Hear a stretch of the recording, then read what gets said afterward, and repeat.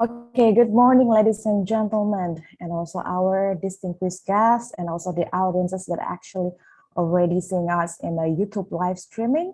My name is Sisi Aspasia, and I would like to welcome you to our book discussion that pertaining the pervasive global reach of white privilege and how it shaped the modern world. Today's event will be very, very special because we are going to discuss with our premium sources. Therefore, without any further ado, I would like to invite the founder and chairman Foreign Policy Community of Indonesia, Mr. Dino Patijalal, who has been known as before as a former Indonesia ambassador to the United States of America and served as Deputy Foreign Minister of Indonesia in 2014 to address welcome remarks. Please welcome Mr. Dino Patijalal. Thank you, CC, and I want to welcome everyone who has joined this FPCI public forum. This is Dino Jala. I'm speaking to you from New Delhi. I'm sorry that I cannot be in Jakarta with everyone else. And I'm very pleased to be able to welcome Mr. Chandran Nair, who is based in Hong Kong and who has written a book on the global white privilege, and I must say this is a very intriguing title, and I do know where he's coming from because when I was a youngster, I grew up in Singapore, in Europe, and also in the United States. I did have a strong feeling about not just the global white privilege, but the global white male privilege that we see in many places around the world. And I must say that when I was young, I did have inferiority complex, and I think many of people in my generation had that same feeling because you know we in the school we thought that we were called the third world, right? Meaning if there was a train, we're not in first class, second class, but in third class. And a lot of the institutions and the leaders were white and male. Yeah. So and the G7 was the center of the world, right?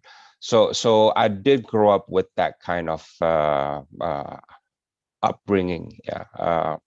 And I think what makes me feel encouraged is that as I move into diplomatic career and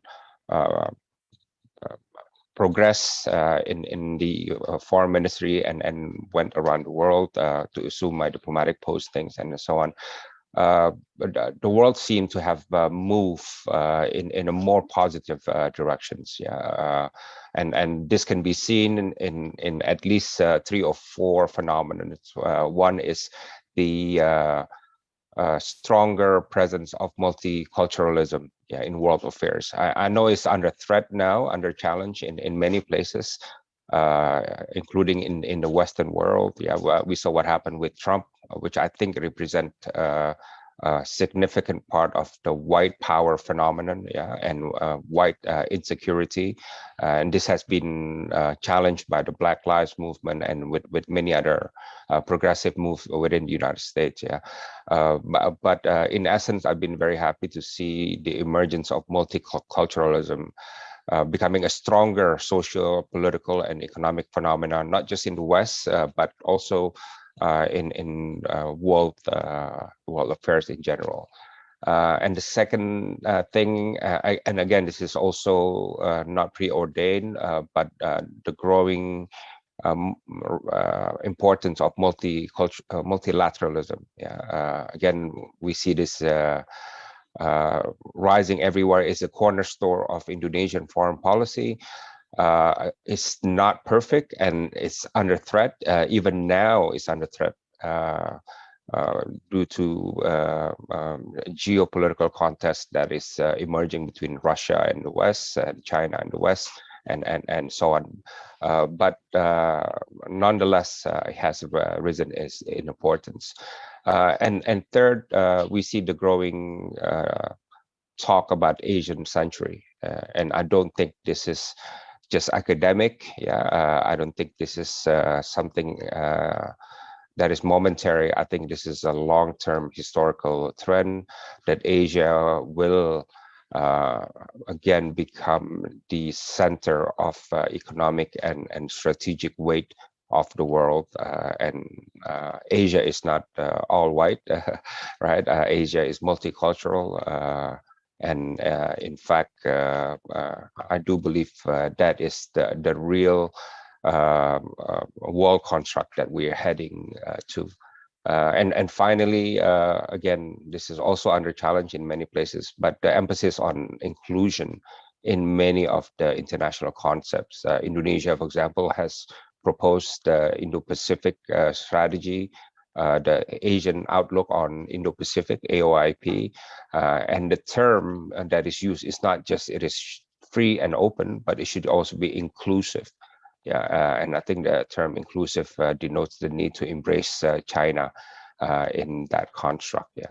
So again, the world is heading in the right direction, but definitely the traces, the legacy of white male privilege is still there, and I hope the transition that we make to what Chandra Nair called the post-equity world will be a successful transition, a world where everybody is equal, the world is multicultural, and the world is inclusive, and everybody, white, black, yellow, pink, brown, can progress on the basis of meritocracy.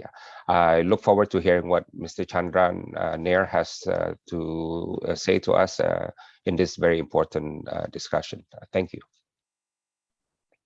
Thank you, Mr. Dino, for addressing the opening speech. As in, we also noticed that there will be intriguing topic and also premium sources. Therefore, we are going to our main discussion that about the book introduction itself, about the topic. However, as in, you also noticed that there is also Mr. Chandra Nair, also the Excellency Minister Sandiaga Uno. Let me introduce first our host today, Mr. Sandiaga Salahuddin Uno, or better known as Sandiaga Uno, is Indonesia Minister of Tourism and Creative Economy, Minister of Tourism and Creative Economy. And in Indonesia, she is very popular as a prominent entrepreneur or businessman and also young politician in Indonesia. Without any further ado, please welcome the Excellency Minister Sandiaga Uno.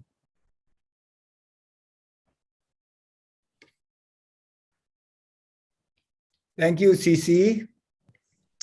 Thank you, Pak Dino. Excellency Dino Jalal is a very good friend, and continuing his trailblazing effort to put Indonesia in the map with the foreign policy community of Indonesia. And thank you for co-hosting this virtual book launch in Indonesia, Dismantling Global White Privilege, Equity for a Post-Western World, by a very good friend of mine, Pak Chandra Nair, whom I have met throughout my career in private equity, in the private sectors, and the early part when I had a chance to work for the Jakarta government. Pak Chandran, or Mr. Nair, has given us input, advice, and we have sent some of our young colleagues to be included in his gift program, Global Institute for Tomorrow.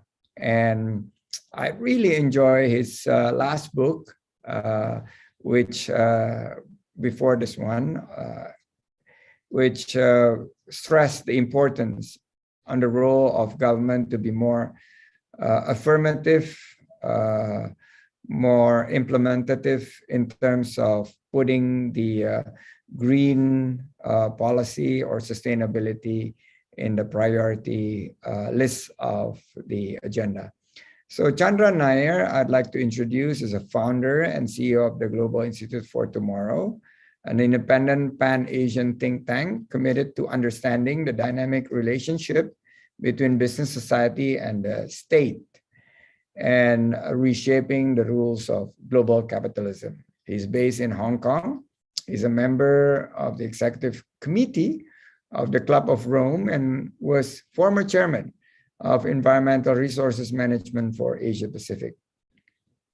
He was born in Malaysia and therefore he can speak bahasa sikit-sikit. Betul ya Pak? Sikit-sikit bisalah. And he has lived and worked in Europe, Asia, Africa, and practically across Asia.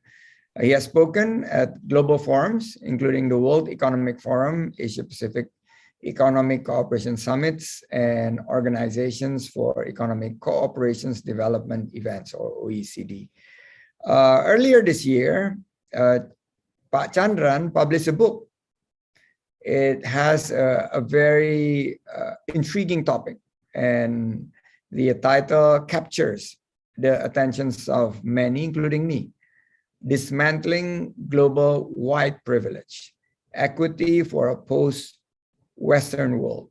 And the book discusses superiority of white people and Western culture as driven of what we know as globalizations.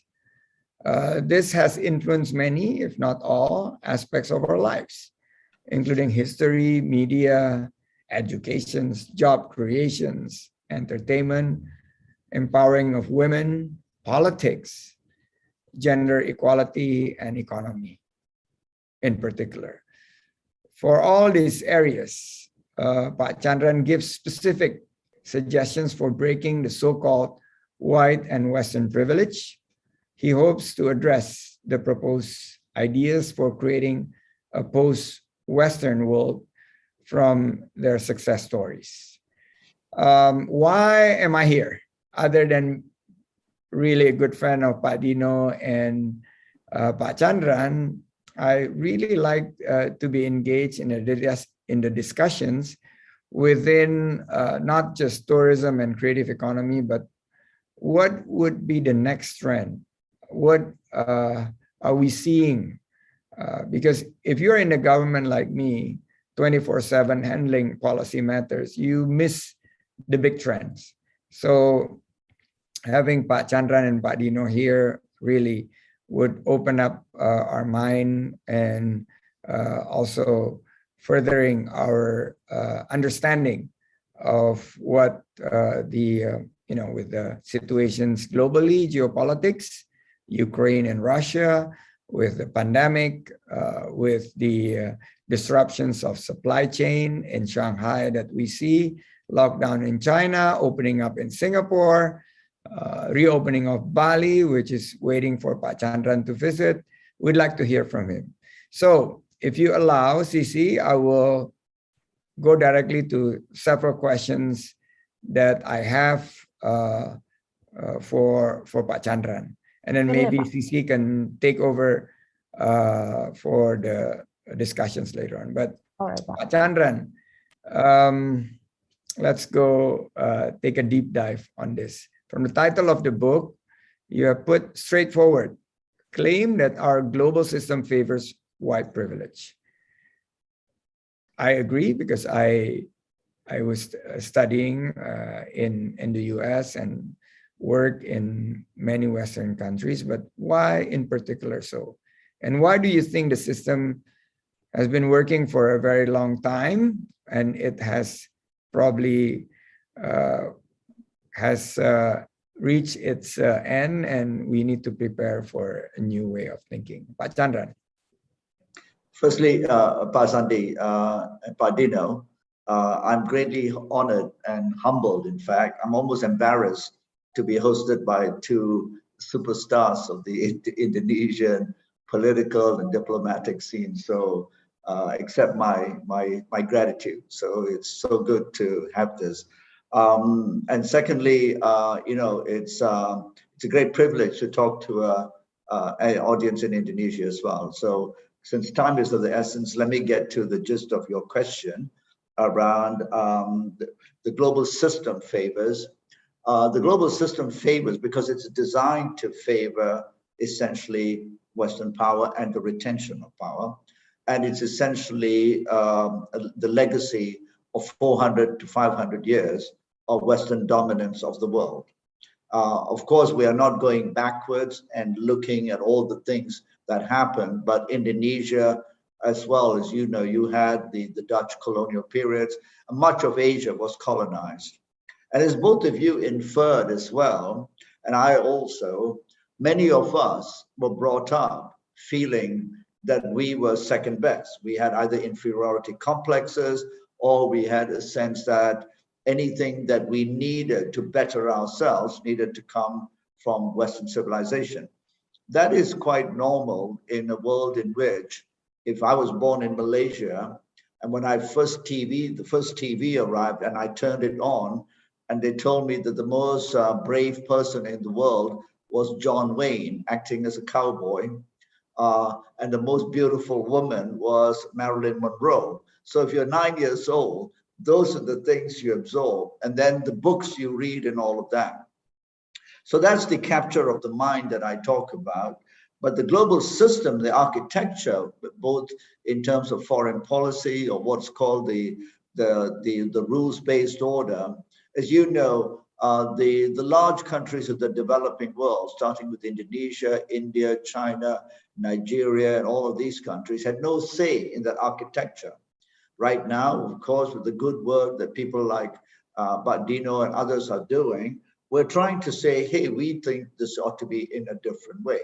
At the moment, for instance, there's a big debate, because I'm a bit closer to China, around the whole sort of, the supremacy of the US dollar and the ability of the Americans to essentially, and the European allies, to weaponize essentially the US dollar to harm anyone that they feel are not part of the way the rules need to be played out. So I think it's not, it just favors, it's designed, and it comes out of all the institutions and structures that were built over the last, particularly over the last 100 years. And in my book, I go through, as you know, on the geopolitical arena. I think Badino mentioned the G7 and all of those, the G20, all these institutions, and then right through the World Bank, the IMF, and then right through to even how the Security Council is dominated, etc. Though there's a veto for non-Western powers like China, etc. And so I try and argue in the book and show that even in the business arena, and I'll not make this a long-winded response, even in the business arena and in terms of the world, the global financial architecture is managed.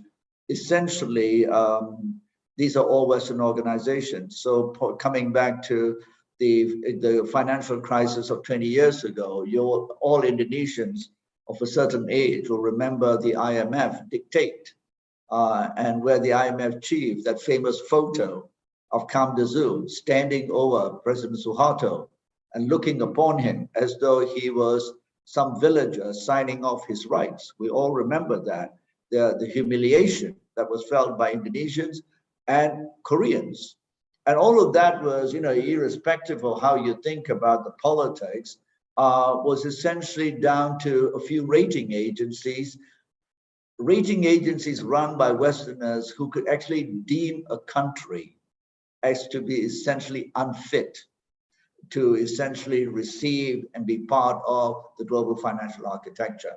And there are only 3 or 4 of them, and they're all Western as well. So the entire design, Sandi, in my view, is designed to perpetuate. So let me finish by saying, I define white privilege, and the best way to sort of understand, white privilege is the best way to understand how dominance and oppression by Western cultures globally operate and perpetuated. And the perpetuation is where we have the struggle in the world now, because others are challenging that perpetuation.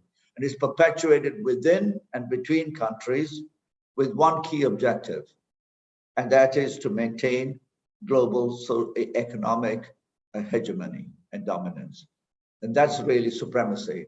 And so the institutions have to be essentially maintained, and as others rise and demand a more level playing field, that becomes a source of great tension. And that the best example of that is China and the USA. And I dare say when my Indian friends say, you're a bit pro-China, I say I'm not pro anything. And certainly I'm not anti-US or anti-Western. But when India, and dare I say Indonesia, becomes powerful and demands its place at the main table, it too will suffer from these consequences unless we dismantle this sort of concentration of power in a few Western institutions, and we provide a narrative that allows Western powers to understand that it's so archaic and old-fashioned and the source of much mistrust and discord in the world. So let me stop there. Thank you. And just like your previous book, Pa Chandran, it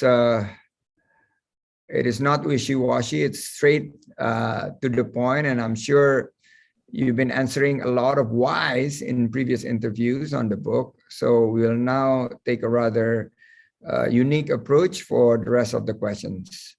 Let's talk about the hows. Nowadays, there has been echoing demand for inclusivity, like Pak Dino just said earlier, and better chance for, I believe, the rest of the world or non-white communities to thrive by being given a seat on the table. I was kind of early introducing women to the boardroom when I was heading the private sectors. We were the first private equity that has a women director in our portfolio companies. And now in the ministry, I have exactly slightly more than 50% of women participations, which is Indonesia is far ahead of white, some of the white communities of having the women as president. So do you think that inclusivity answers the questions, or should we even challenge such notion? I think inclusivity is important. In fact, on Friday night, I did 2 talks to American audiences.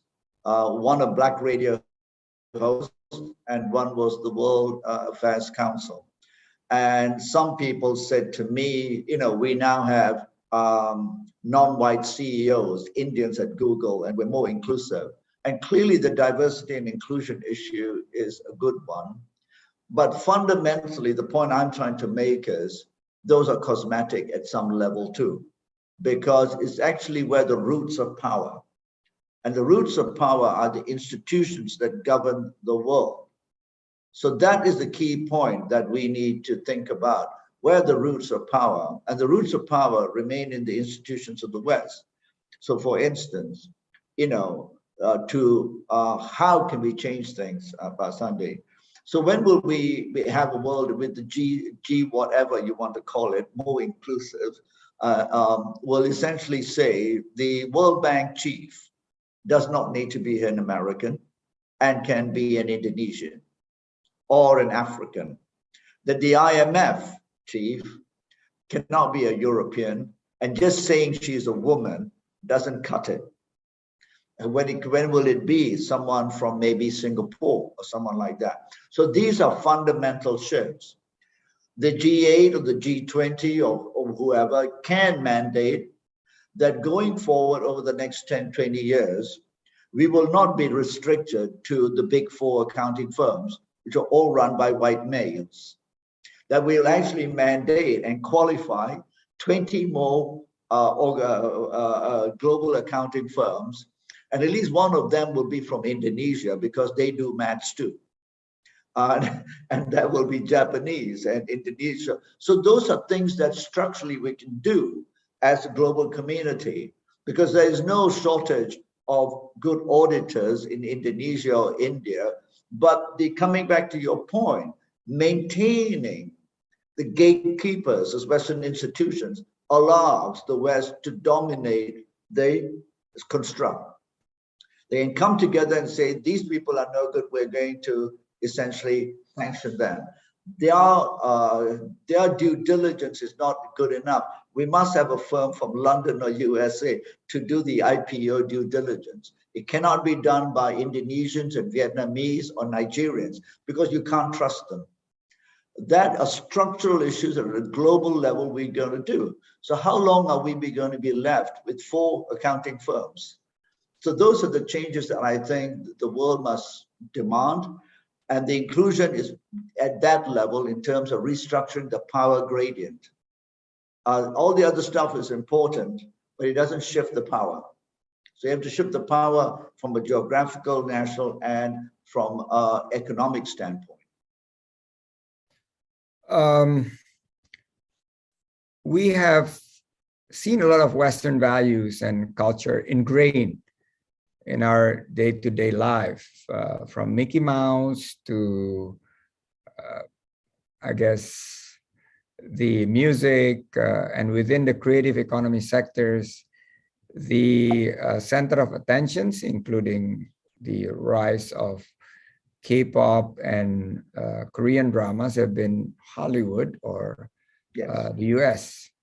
Now, and we even witness phenomena of this internalized racism, as you mentioned in your book as well. How do you think the world can be more open to acquiring more diverse systems? In particular, like for environmental, social governance, ESG, the Western world sort of like dictate what we need to do. They were the first one, basically in the earlys with their mining companies, with their forestry, setting the rules of how to operate in our country, and started this deforestations as well as illegal mining practices. And now they're telling us how to fix it. So what's your view on this? So that's a huge, profound question, but I'll try and keep my answer short. But starting with essentially the question about how we are influenced. And we're influenced because, you know, the information we have, the education we have is Western-centric. So let's just even start, for instance, with what we think beauty is. What we think beauty is a Western image. So everything we know, so the current generation, and this is what I talk about, why we need to change. The current generation of millennials, etc., are steeped in the social media, but much of the information they get is essentially Westernized information. So if you adopt Western styles, you're cool. But if you adopt Indonesian style, maybe you need balik kampung.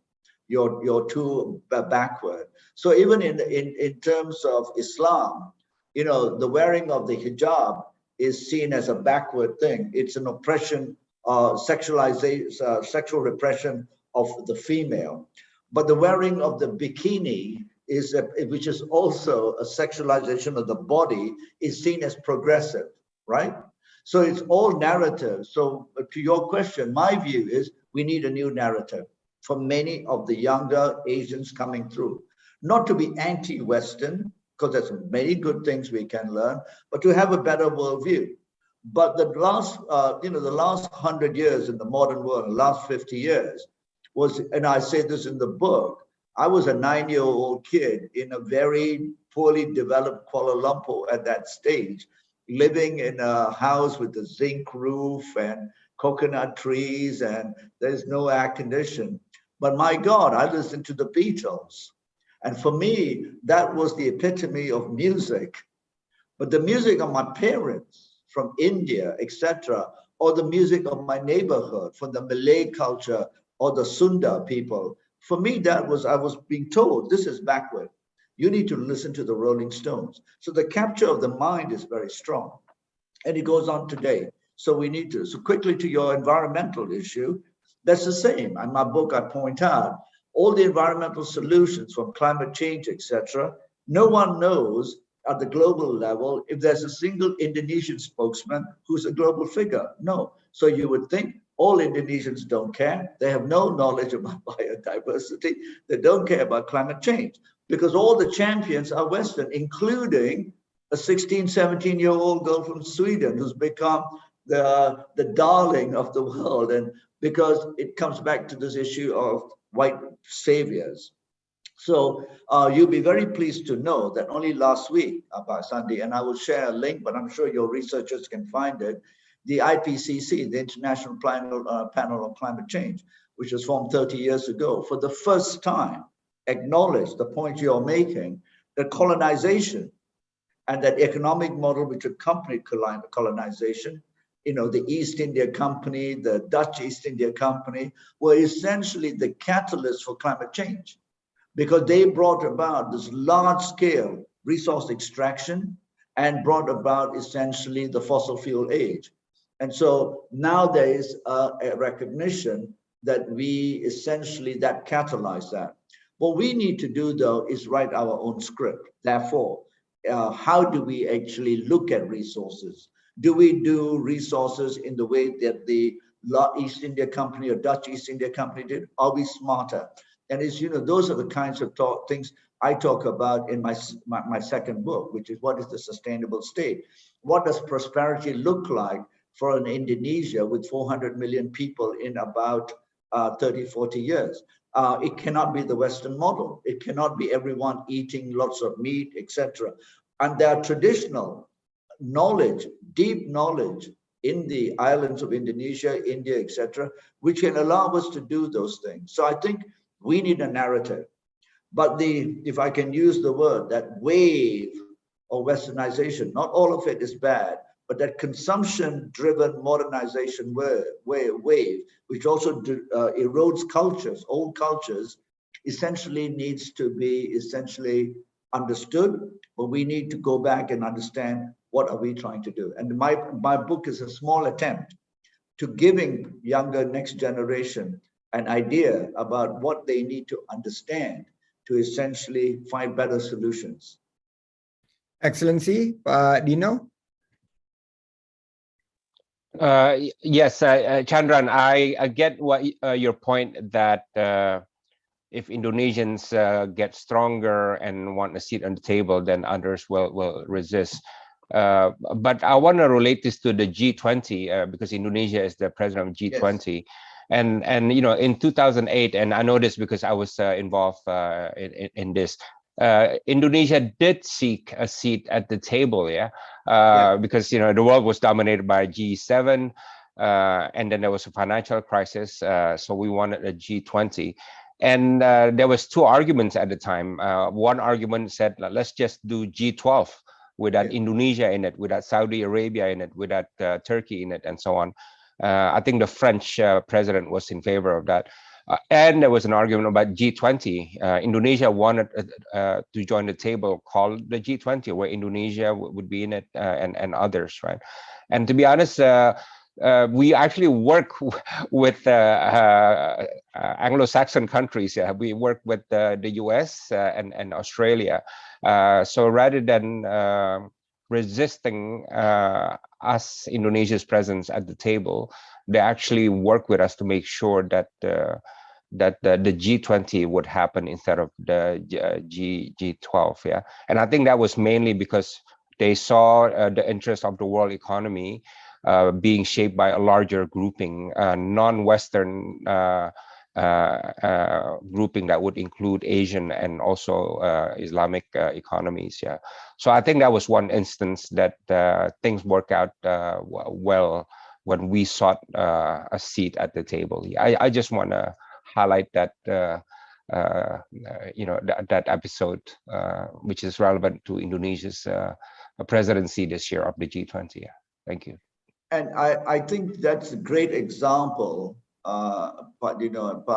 Pasandi, of how a country with the clout of Indonesia, which is non-threatening, can actually use its soft power, because it's all about soft power, to essentially convince others to come in.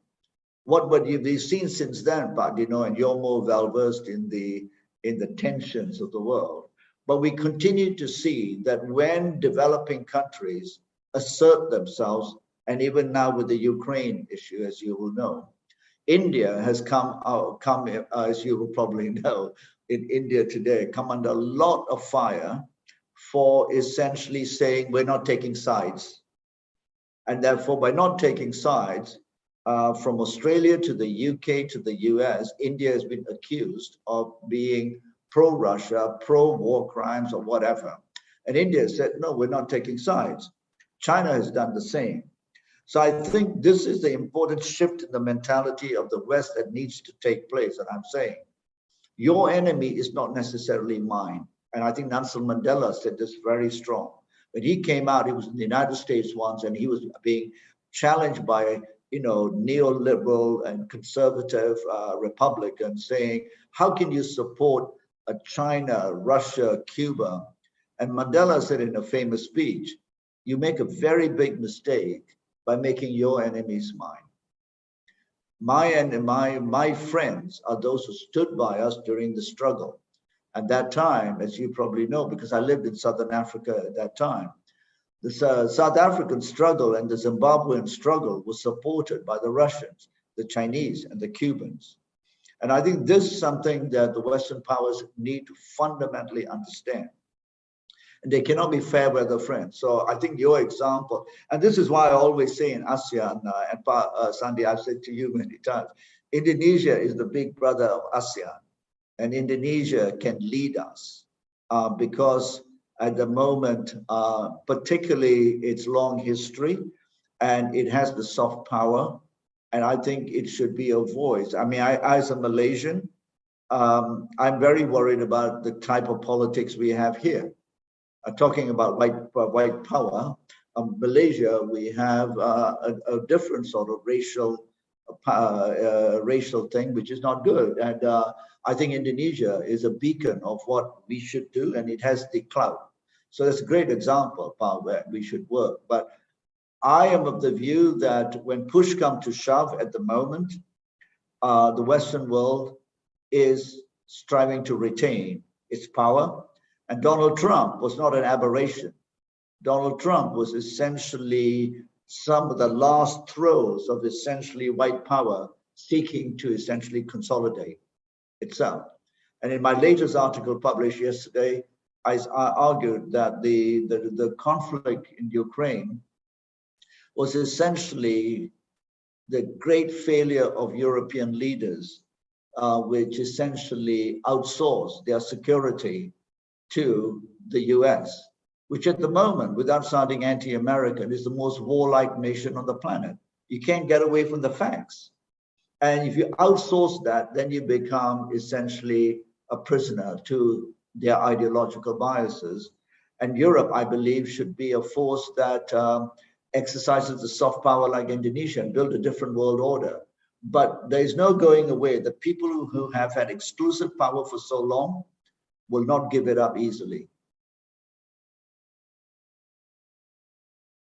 I was worried last week when we launched the G20 side events on creative economy and tourism that some countries would walk out during the speech or dinner, but it did not happen. Maybe tourism and creative economy is more universal, or maybe the music or the food, I don't know.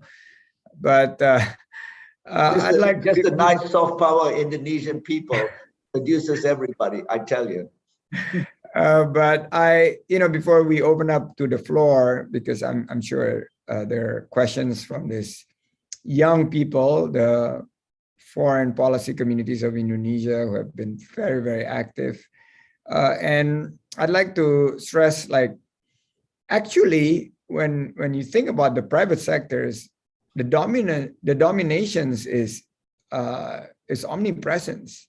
Absolutely. The big four audit firms. Yes. The big three management consultancies. Exactly. The bulge bracket, they have a term, bulge bracket banks. Yes. Which does not include any other banks and no one. And they basically, it's a very, very tight, and within my business also private equity groups, it's within the confine of Manhattan in New York. Only recently some other centers developed. So how do you think young generations, the next generations, can start over and transform and basically really, like Ambassador Dino said, open up and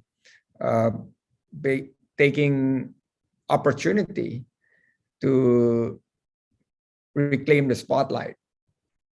I think the reclaiming that economic financial world dominance that you talked about is going to be essentially a big challenge that young people can't do. It will come from the force of economic push. So China is pushing it. It'll come from the very power of the rise of the rest. Indonesia will push for it. There will come a time that they cannot continue to dominate. But the dominance, as you said, Sandy, particularly because you are from the private equity world and I live in Hong Kong and I've seen this for so long, comes from essentially at the moment, what they call the exorbitant privilege of the dollar system, which is tied to essentially the banks, the investment banks of the USA, and of course, they are the largest ones. That will, in my view, start to crumble slowly but surely. But the fight put up by the Americans and the other systems to punish people will be a struggle that I hope will not be a one that will cause too much pain, right? And how that happens is basically the affairs of the states and the affair of the state, but it's essentially a global business change. The G80 could start, the G20 or whatever configuration could start to change that. For young people, I think it's to essentially notice, depending on where you are, who you going to work for. What do you support? So I always tell my people, young, smart Asians, what are you doing working for this big investment bank? You should be working in your countries, helping, not as nationalists, but helping to develop your country. So much of our best talent go and work for all of these banks, etc. You know that in my country, Malaysia, Goldman Sachs was involved in the most outrageous scam in this country. Outrageous. No one's gone to jail. I mean, let alone our locals who were involved. So that sort of ability to influence these sorts of global financial structures and the tight stranglehold they have, I think it goes back to the Americans' dollar supremacy, and I don't think that will last forever. I think if anyone thinks, I was asked the other day, that from the Middle East to China to Russia, people aren't thinking of an alternative, you're dreaming. Something is going to have to happen. And then everything changes. Right on. Well, thanks, Chandran. So maybe I'll switch it back to CC. If there are any questions from some of the participants, we'd like to hear also from the young crowds. We are the president of G20, and during this very strategic and pivotal moment, we want to make sure that our presidency of G20 will be able to deliver key transformations in terms of digital health as well as energy transitions. And as you know, the 5 super priority destinations behind me, we have the Lake Toba and Mandalika, Borobudur, Labuan Bajo, and Likupang are prepared now with more of local wisdom approach. We are pushing, the pandemic taught us to become more aware on our nature and culture. And this is something that I guess, taking from the theme from your book, we're reshaping to recover together, recover stronger, but also recover better. Cici? Okay, all right, thank you, Excellency Minister. Okay, now we are going to move the next question, Mr. Chandranir. There's also, we resist from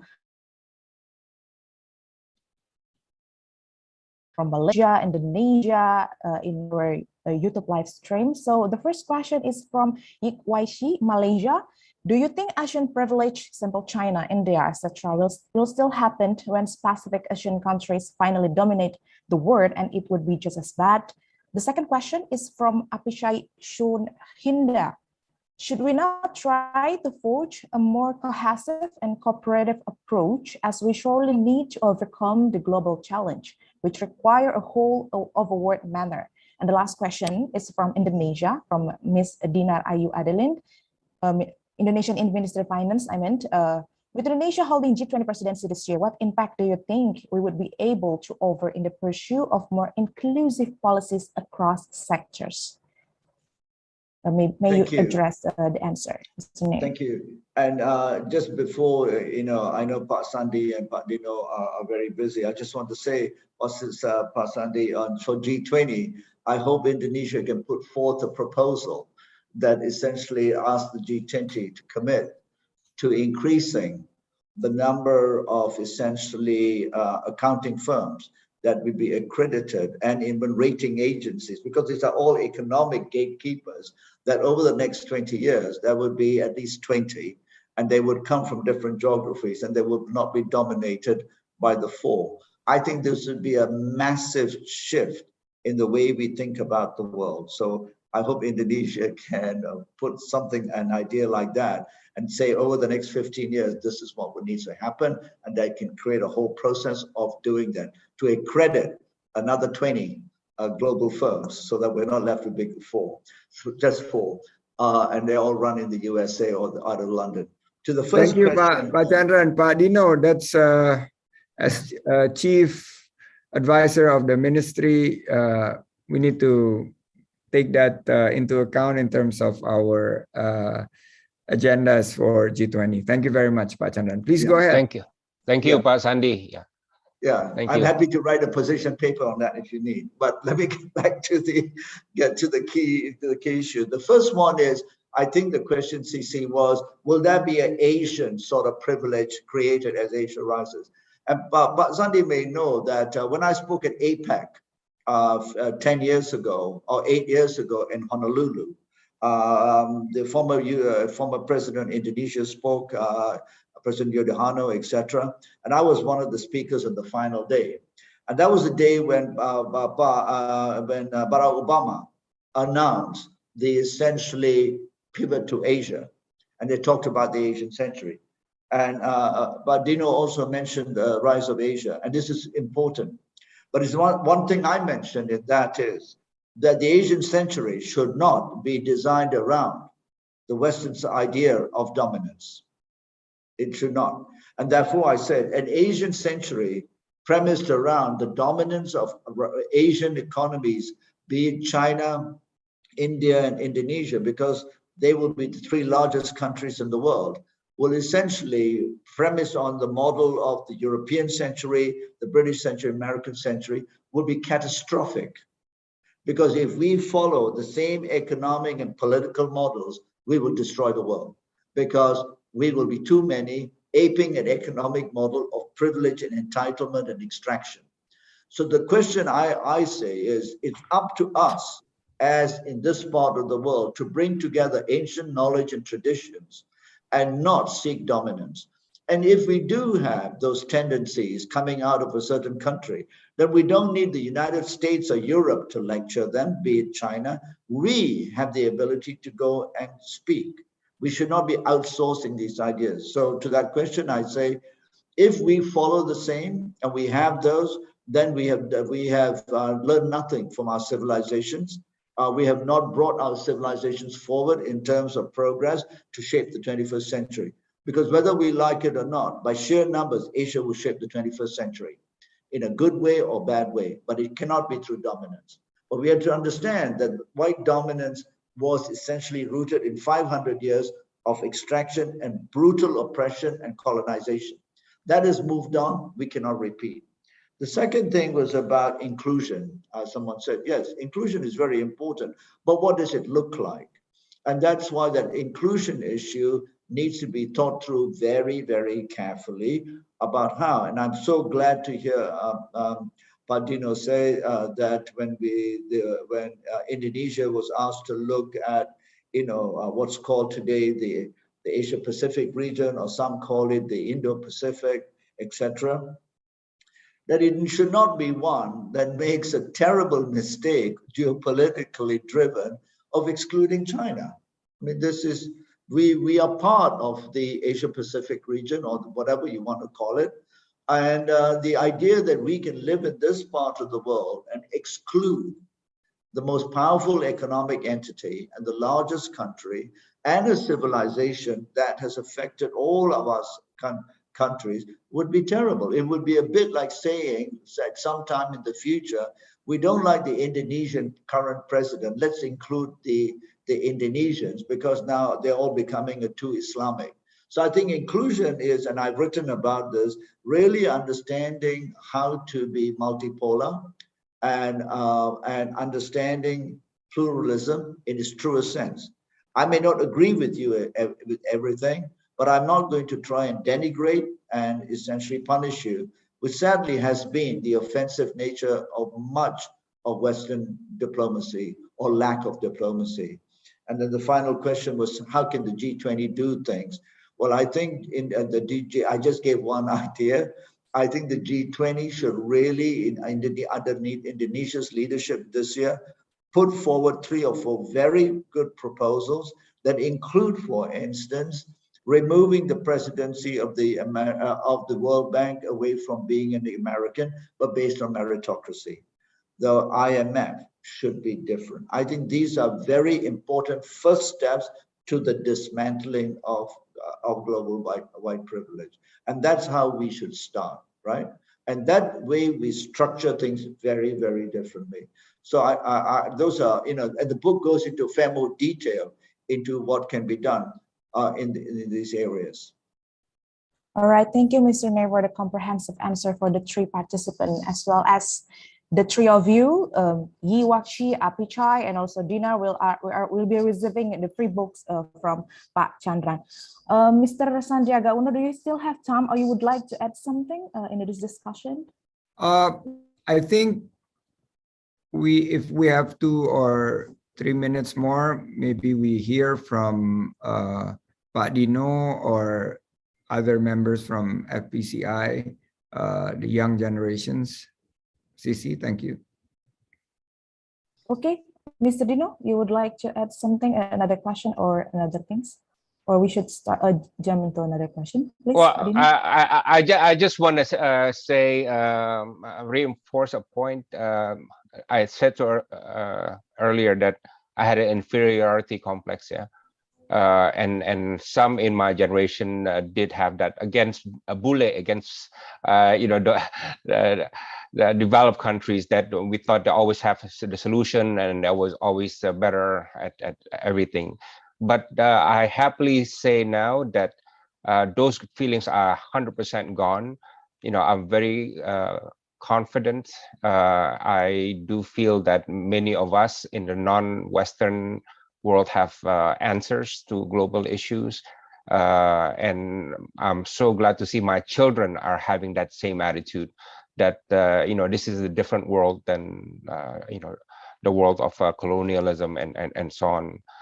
So I think sustaining that mindset shift that I experience, and the ones that I have now and are embraced by today's generations, I think it's going to be very very important.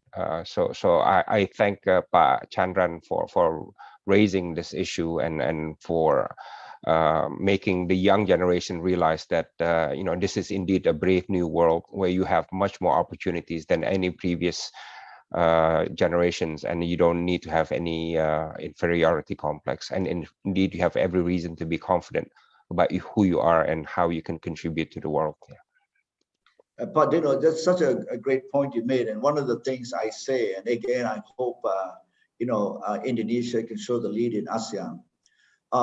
Young Southeast Asians and Asians don't even know what happened in Vietnam, not 400 years ago or 40 years ago. I have nephews and nieces who have no clue what happened. They don't know that 3 million Vietnamese died.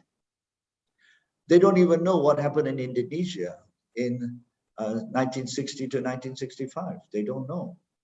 So, and they're not interested because, as I said, the media war today is to scrub out looking back. And that's why the Black Lives Matter movement was quite interesting, why I wrote the book, and if I could spend 2 minutes on that. When George Floyd was murdered, there was all the discussion in the USA about white privilege. And there I was looking as someone who lived in Africa. I was involved in the anti-apartheid movement. I lived there for 5 years. I was looking, and then it spread to Europe. And then there were all the statues being taken down. But all the conversation seemed to be about institutional racism, systemic racism in the United States. But then the reaction of young people was to apparently take down some statues. And then some of it spread to Asia, and people were identifying with that. And I said, you have no idea how much more you need to understand about what went on in this region. Because as you know, the famous saying, if you don't understand your past, you cannot manage the future. You don't understand the present, you can't manage the future. So one of the things, again, this is for the agenda, maybe for G20 or ASEAN through Indonesia's leadership.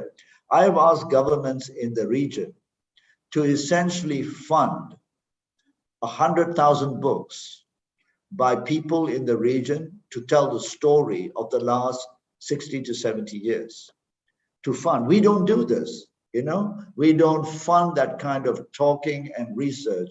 For instance, you will know, Pak Dino especially, that, and Pak Sandi, you might know as well, that Shashi Tharoor, the former Undersecretary General for the UN, wrote a book 5 years ago about the Inglorious Empire. And he was the first Indian to actually write a book, thoroughly researched, about the economic consequences of British colonialism in the UK, in India, where, you know, the British say, hey, we'll give them the railways. He does all the economics and shows how much wealth was taken out of the UK, out of India. But because he's famous, he could get a publisher. So I asked governments throughout Southeast Asia, please fund 1,000 books so that your best people can write the stories so that the generation can read, not to criticize and to take revenge or anything like that, but to tell the best. I mean, right now, you know, the best-selling book, as you both will know, about Indonesia's recent history, I think is written by a Westerner called, I think, the Jakarta Method. Did you know that book? Right? And people think that is it, okay? But where's the Indonesian story? Where's the Indonesian, all the different versions of that? We don't have this. So my view is, please, we need to invest, both entrepreneurs, etc., to allow storytellers to tell the story of the last 60, 70 years, because that generation is going. And what I fear is the next generation of very young, smart people don't have a reference point. And this is so important. And let's be honest, and this is where the Americans and the Europeans are fantastic. They actually fund and develop great sort of publishing houses that publish books in English. And I've argued that Indonesian writers who write beautifully in Bahasa, their books should be translated. And not going to the West to ask for translation, but translated by us, so that others can read. And this is one of the points you're making as well, about the past. Your book about all you've seen and history would be a bestseller. So, but it gives a historical perspective. All right, thank you, Pak Chandra. Mr. Chandra, we already hit in our 12. You would like to extend the time because we have another question, 3 questions from our participant. Is that okay for you? Of course, I'm at your disposal. I'm just flattered that Pak Sandi and Pak Dino are still listening. Yes, please go ahead. I think CC is frozen. Okay, Go ahead, okay. CC. Oh, I'm sorry. Okay, I'm sorry, Pak. Okay.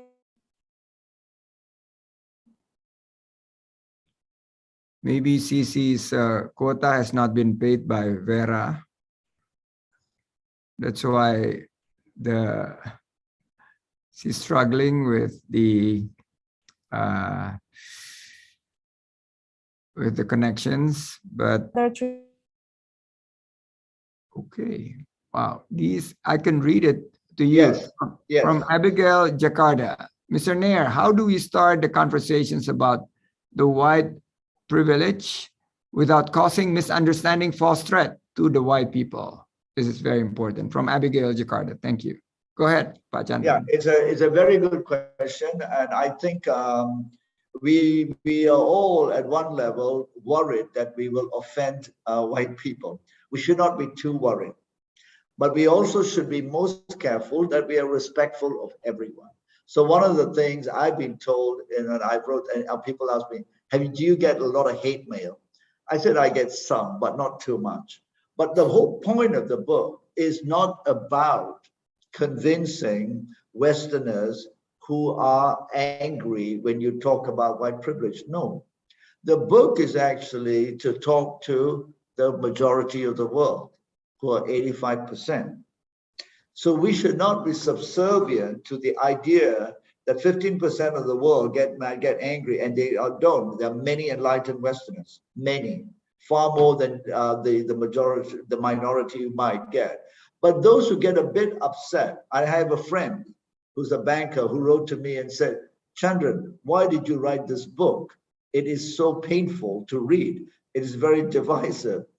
And it's almost as he felt I betrayed the common bond, that I, who had benefited from Western culture, he didn't understand me. So I don't think you should be afraid, but you should be polite. But to start the conversation, you need to have a narrative so that you're not offensive. You put it structurally together, and which is what I've tried to do. So I've had several people, good friends of mine, who said, man, I don't want to read this book. Why did you write it? I said, please just read it. And when they read it, they get past the title and they understand, this is what you're talking about. So I think to Abigail, don't be fearful, but importantly, conversationalists need to be equipped with sound narratives so that we don't start offensively. We're not here to, I'm not anti-white, I'm not anti-Western, but I'm here for greater, a post-Western world that's more equitable. And that we all know we need to, but we need to be equipped with facts. So start with the facts, start with being polite, and don't worry about only Westerners. Actually start talking to Indonesians first. Right. Okay, we have two questions from the Philippines, Jerry and Grace. Jerry would like to know how how countries could better deal on issues like white privilege, though their main sectors of the country focuses on white businesses, including labor from Southeast Asian country. And Grace asked about how exactly do you shift the narrative or change the ideological biases in Western-centric world. So this would be the final questions before we wrap up. Yeah, thank you. So, I mean, the way you started is essentially what I tried to do without overstating it, is provide a framework. Like Dino said, many of us have experienced different things. These questions also allude to people who are saying, I didn't even know I could start this conversation. Well, first you need to essentially equip yourself with the insight with how this power actually plays itself out in the countries that was mentioned. When you understand that in the Philippines, then you start to have, your mind begins to shift. And many Filipinos will know, for instance, that to be a beauty queen for the Philippines, you need to be fair. There's such a subservience towards fairness, Western sort of idioms of beauty, etc. So you have to liberate yourself from that.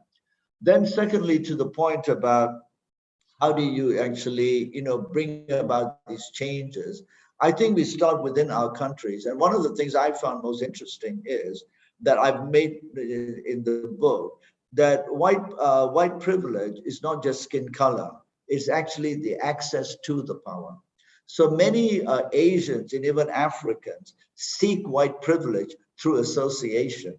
So if you are in positions where you actually seek power through association, well, start thinking, why do you do that?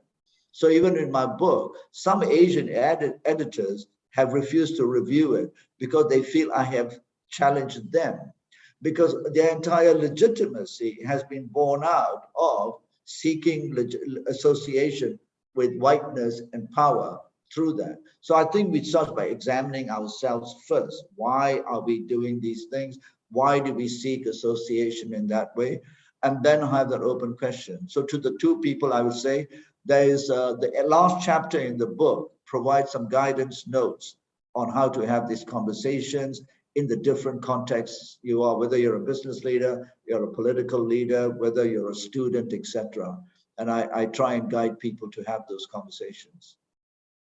Thank you. You've been very generous in explaining some of the thoughts. And Padino and I play basketball. And maybe this inferiority starts when we play basketball with our US counterparts.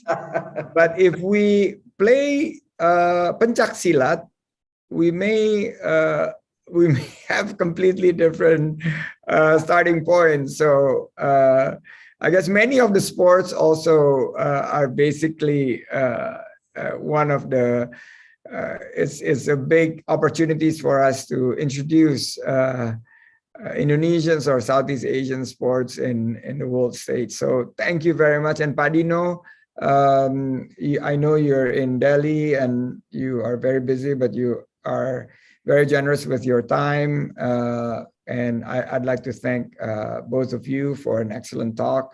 And for the wrap up, on behalf of the Ministry of Tourism and Creative Economy within the G20 presidency to recover together, recover stronger on this talk, I'd like to thank both of you and hope that I think this book will bring us to a much better place. Pasadi, can I just say on sports too? I have a chapter in the book on sports, and people may not know, but out of the 34 Olympic sports, only one is based outside the West. So all the rules for sports are also made for Western countries to win more medals. So you can create more swimming events because maybe the Indonesians are not going to win. You see, but takraw, sepak takraw is not in the Olympics, nor is squash. And the greatest female athlete, in my view, for squash and of any sport was a Malaysian Nicole Davis. The greatest, and she reigned number one, more than Serena Williams or anything. Why wasn't squash in the World Cup, in the Olympics? So it is power beyond just those things. So G8, G20, perhaps squash and sepak takraw in the Olympics, please. Thank you. Thank you. And silat too. boleh juga. Boleh, yeah. So without further ado, and we'll wrap it up. Thank you very much, Padino. Thank you, Pak Sandi. Thank you so much. And I'm going to send you as payment for your moderator, Dendeng Balado, for your time, okay? You know, Pak Chandran, this is what our agreement with Padino, because I cannot afford him. He's too expensive. But I need a constant advice on international matters, international diplomacy. So he wanted to be paid in Dendeng Balado, which is a sister of rendang, beef rendang, from West Sumatra. So I've been sending him, monthly supplies of Dendeng Balado, and I think we were late by 2 months, and that's why CC also did not get his Wi-Fi connections correct because we haven't paid for the subscription. Thank you, Pak. So thank you very much. And if you have a vegetarian version of that, please send it to me too, and I'll send we will. We will. And that's the job of CC, who will also wrap it up. Go ahead, CC. Okay. Thank you, Pak Sandi. I would like to apologize to Mr. Sandiaga, Mr. Rino, also, of course, Mr. Chandrane for the Wi-Fi unstable connection. So thank you very much, Pak Sandi, for addressing many questions and also give another thought also from Mr. Chandranil, also Mr. Dino. And we apologize to the participant. Maybe we cannot take the question and also cannot address all the questions to the Mr. Chandranil because limited of time. And thank you very much again for Mr. Sandiaga Uno, Mr. Chandranil, for the fruitful and productive discussion today. That's all, the agenda of our agenda. Thank you very much for Mr. Dino, Mr. Sandi, Mr. Chandranil, and special thanks to all participants who actively engage in our today's discussion. We are hoping to have you in our future event, but until then, stay safe and take care. I'm Sisi Aspasia signing off.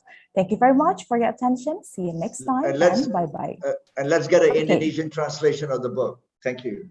Okay. Yes, thank you. Yes. Thank Take you. care, everyone. Thank you, everyone. Bye-bye.